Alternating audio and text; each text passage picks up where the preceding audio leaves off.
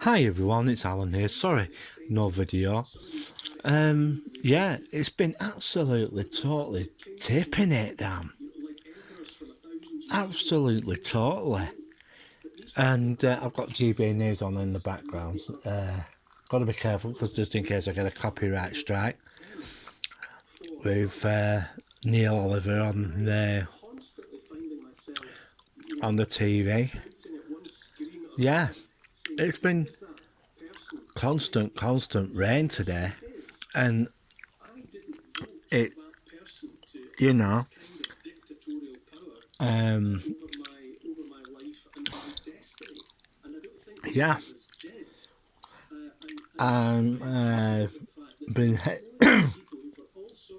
I've been hearing that Salford Keys is going to get a 30-storey building tower block put in place. Salford City Council are talking about the planning. They're planning to reclad the tower blocks around Salford because there were a number of large tower blocks that had the same coating as Grenfell, so they basically turned around and had that all removed. And yeah, there is a 30-storey tower block going up at Salford Keys very soon, and yeah, I'm quite surprised that they're managing to squeeze some more tower blocks there. Salford are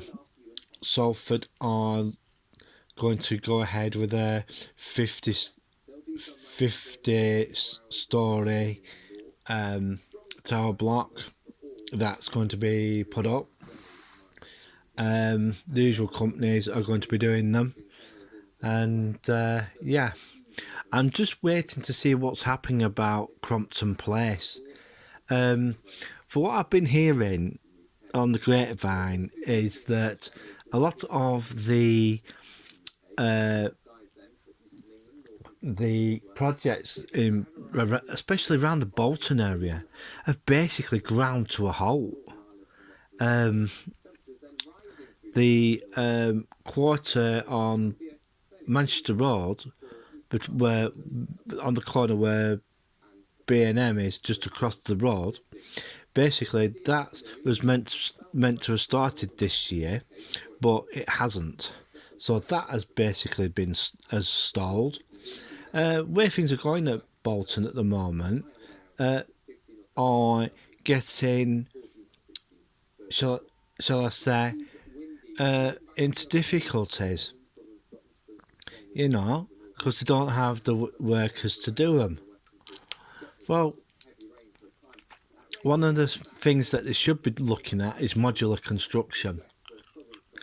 Doing it that way. So they can actually get, pre-built sections like they used to do for prefab houses. Well, they could do it that way, and it would speed up the build time and everything, and also it would all they have to do is just put it in place, bolt it in place, and you'll you'll breeze through it. Yeah, that's a quicker way of doing it. So this is that silly advert. Yeah. So yeah. Tomorrow will be Tuesday, and we'll just have to see what happens this week. It's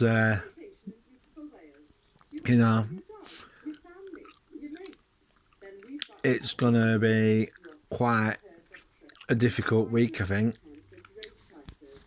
A lot of my friends have been telling me that they've been buying tin stuff. Yeah. A mate of mine, he bought some spam. Yeah, chopped pork and ham. Right? And one of the things that he noticed, the spam had more fat in it than usual.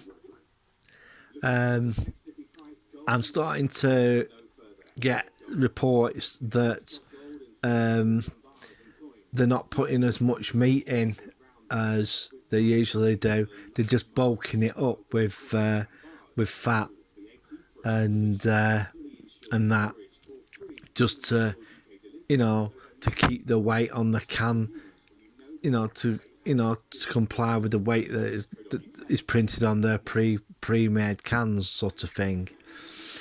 And I've been hearing that's been happening. If you're going to buy some tin stuff,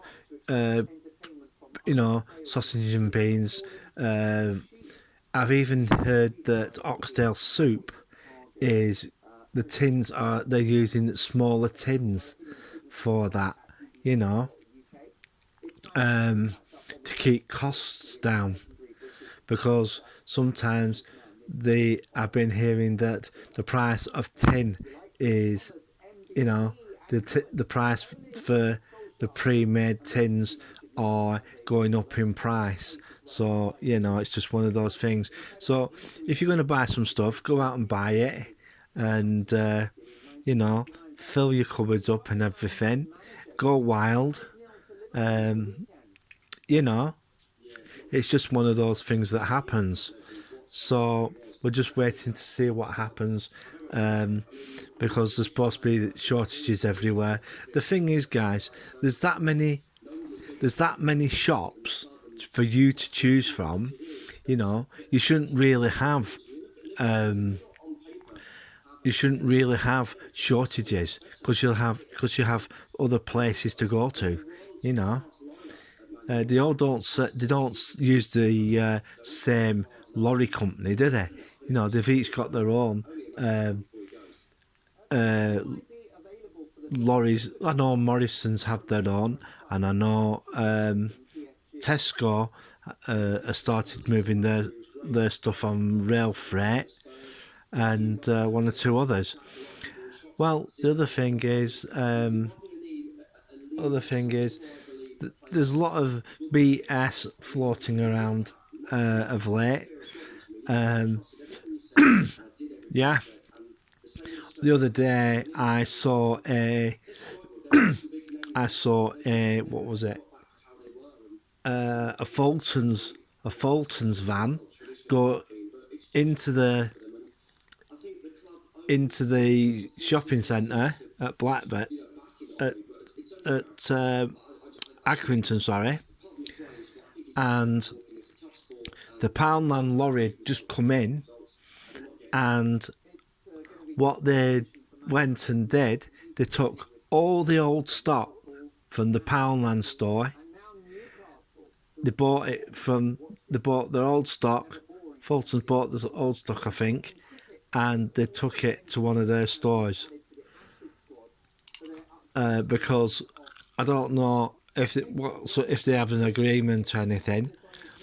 The other week, the Fulton store at Bolton closed, and they're just doing that up now, converting it into a Poundland.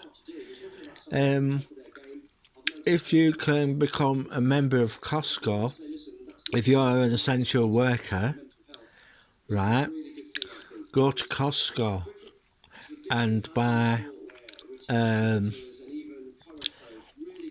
your groceries there, and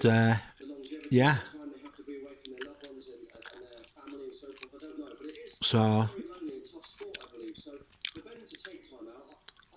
it's just one of those things. You'll be able to get exclusive stuff that nobody else can get hold of.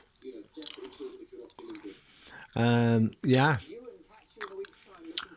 Sounds like the owl's out again. That owl should not be out because it's winter time. I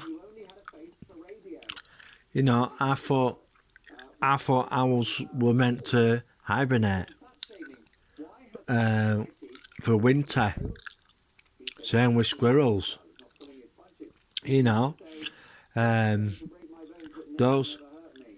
Those animals should be hibernating. But I've been hearing that some of them have had problems finding food over a few months, and they haven't been able to find food so that you can put it in, so in their nests and stuff for them to eat over the winter, and some they're even finding dead tawny owls here and there, because some of them have been they've had enough during the summertime. They haven't, because the weather's been so all over the place. Some of them haven't managed to get enough food to last them over the winter, and they've been actually, in some places, they've been finding dead tawny owls and other breeds of owls as well, which isn't good, because some of them are quite in low numbers because they're on the endangered species list, and it's not that brilliant. So we'll just have to wait and see what happens. And yeah, it was absolutely throwing it down. Tomorrow we're going to a funeral. Tomorrow. Well, it's not one of the nicest things to go to, but we'll just have to see what happens. I wonder if it's going to be like the last one. Hope not.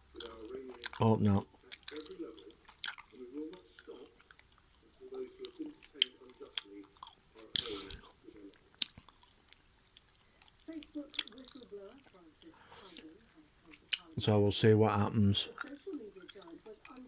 But it's going to be bloody cold up there.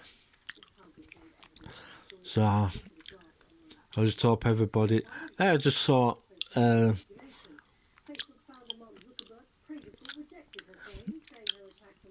Take a Walk on the Wild Sides video. Quite interesting. Really enjoyed it. I had to walk around Blackpool when the football match was on. Yeah. Yeah.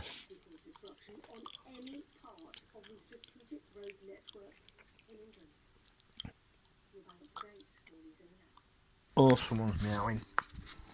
Wanting to come in. I'll just let him in.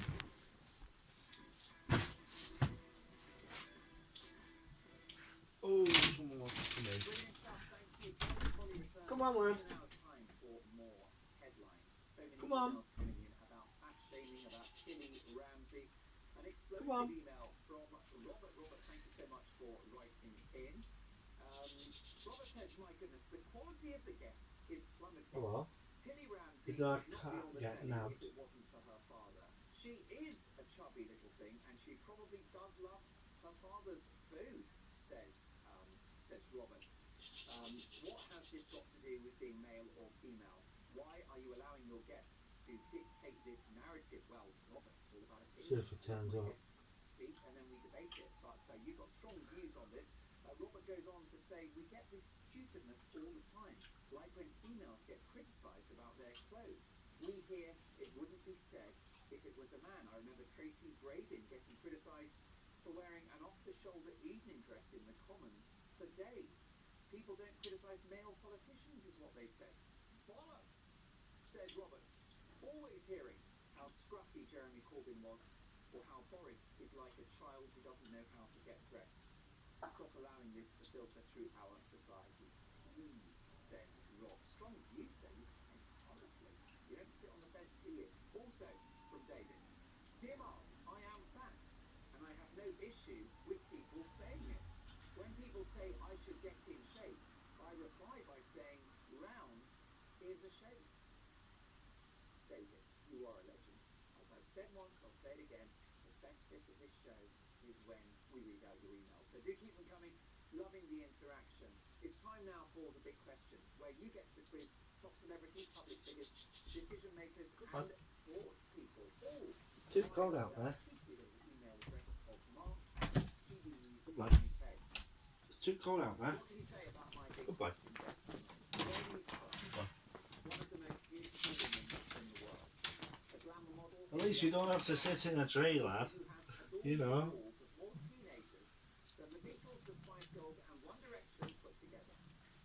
Goodbye. Yeah. Alfie's just come back. Yeah. At least you didn't have to sit in a tree, mate, do you? Oh, it'd be bloody cold up there. Eh? Let's have a look. Let's have a see if there's any food for him. Eh? Eh?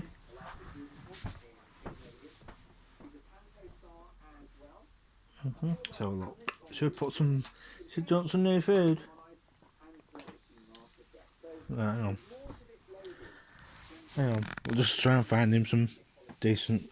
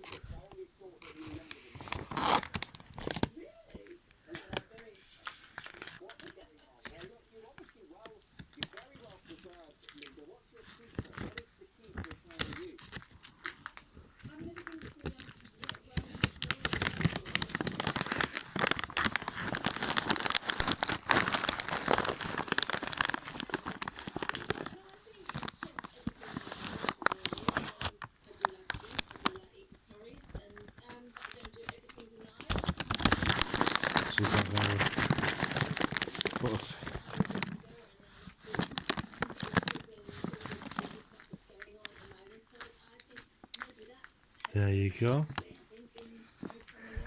Alfie having his dinner.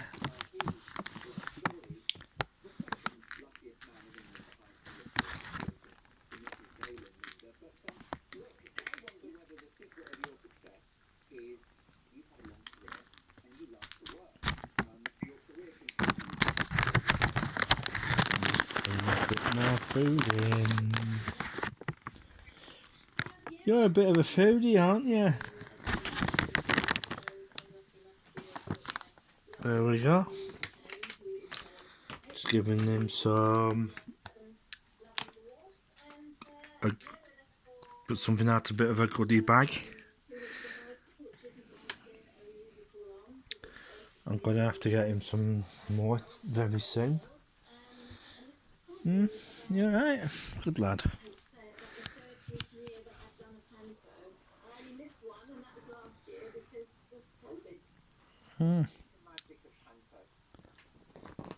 Good lad.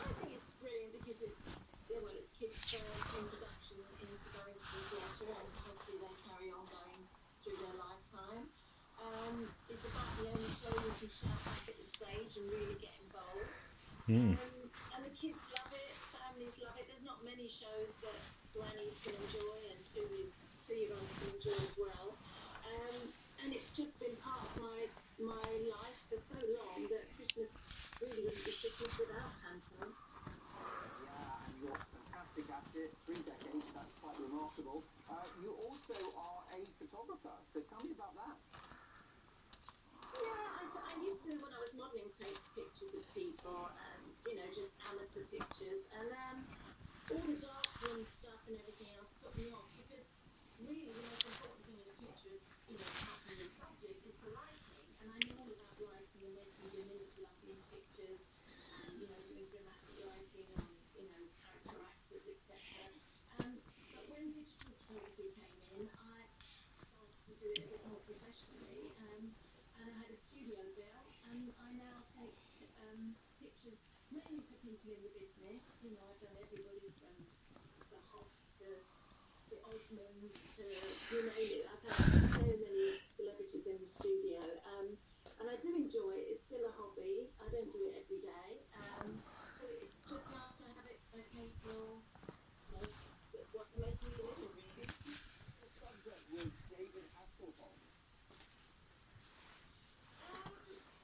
Well, it was easy to photograph because he was very animated. It certainly didn't have to ask me to smile very much. I don't know if I can tell you this story. Oh, Linda, it's GB News. It's the home of free speech. Okay, well, I actually I helped out with the show that I photographed him for, and they asked me to get this. It was all set in the 80s, so they asked me to get some costumes together for him because he was the star of the show. So I went and I had these costumes to his hotel, and he had gone to have his eyes lasered, and I was a bit cross because I'd come all the way with a suitcase full of clothes for him. So he said, "I will lay them out on the bed." So I laid them out in a costume form, you know, the hat, the jacket, trousers, and the shoes. And I said, "Right, David, can you photograph yourself in them and send them to me? Tell me which ones you like because some of them have got to go back." And he did photograph them all, but he didn't put the whole outfit on. He just put the hat on and took a picture, then he took the jacket on and took a picture, and there wasn't much else else. I can't believe it. You saw David Hasselhoff's Knight Rider. No, I didn't see him that way. He did have pants on, but he did put the jacket on, the Justice socks There we and go. shoes. I'm pleased to hear it. I was going to ask if you had a soft top, but I seem to remember that Kit was a coupe. Now listen, Linda, before you get me in trouble, and I love that story, by the way, can you give me a couple of reasons why you got the gig on Page 3? That's a bit rude. And that's what I want to I ask. wanted to see a journalist. I used to be. Linda, how important on Page 3? It was my eye. It was my How eye. important, Linda, joking apart, how important, because I worked with Katie Price for a few years, and she said that she actually got that gig on Page 3, following in your footsteps, because of her